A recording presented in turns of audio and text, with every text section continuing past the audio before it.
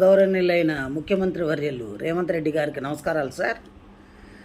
నిన్న అసెంబ్లీలో బాగా చెప్పారు సార్. మీరు ఏమనంటే జీతాలు కూడా నేను అడుక్కొని చేబోదులు తీసుకొని ఇస్తున్నానని.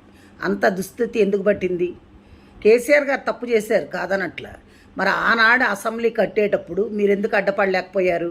కోర్టు కేసులు ఎందుకు వేయలేకపోయారు? దాన్ని ఎందుకు ఆపలేకపోయారు? ఆపలేదు. సరే, అయిపోయింది.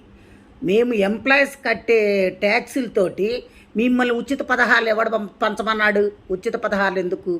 ఉచిత పథకాలు ఇచ్చి మా జీవితాలు నాశనం చేయమని చెప్పినోడు ఎవడు లేడు కదా. ఎవరు చెప్పారు మీకు? ఉద్యోగస్తులకు బడ్జెట్ ఉంటుంది కదా. మా జీతాలు మాకున్నప్పుడు మాది మీరు ఇంకా అడుక్కునేది ఎందుకు? వేరే దానికి ఎందుకు ఉపయోగిస్తున్నారు?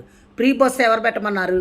ఎవడైనా ఈ రోజుల్లో మరీ కూటికి లేని పేదలు నిరుపేదలు ఉంటే ఆధార్ కార్డు చూపెడితే వాళ్ళకి ఇవ్వాలి. అంతేగాని ఒక కూలోడు బయటకు వస్తే 800 రూపాయలు, 1000 రూపాయలు మగవాళ్ళకి, ఆడవాళ్ళకి 800. అలా సంపాదిస్తున్నప్పుడు అది తీసుకెళ్ళి ఎక్కడ పోస్తున్నారు? బ్రాందీ షాపుల్లో పోస్తున్నారు.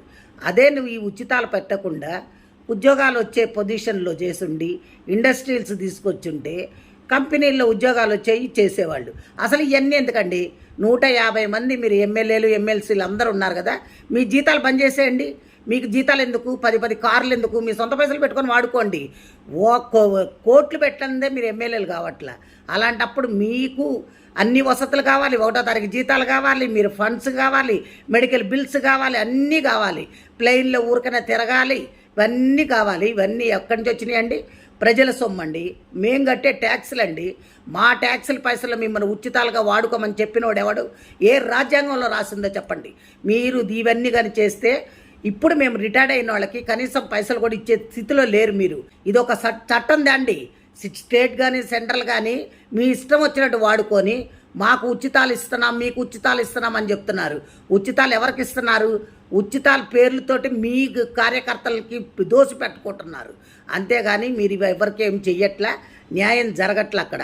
కాబట్టి దయచేసి మీరు ఇంకోసారి ఈ పిచ్చి సలహాలు ఇవ్వకుండా ఇప్పుడు ఎవరికైతే క్లాస్ 4th ఎంప్లాయీస్ కూడా జీపీఎఫ్ఐ పెట్టుకుంటే బిల్లులు ఇచ్చే స్థితిలో లేకుండా అయిపోయారంటే ఏమనుకుంటున్నారు? ముందు అర్జెంటుగా మా బిల్లులు మాకు పాస్ చేయండి. రిటైర్డ్ అయిన వాళ్ళకి మర్యాదపూర్వకంగా డబ్బులు ఇచ్చి పంపించండి. అది పద్ధతి. అందరు తిరగబడితే మటుకు ఊరుకునేది లేదు సార్. ఇది మంచిగా ఉండదు కూడా నేను చెప్తున్నా. Thank you.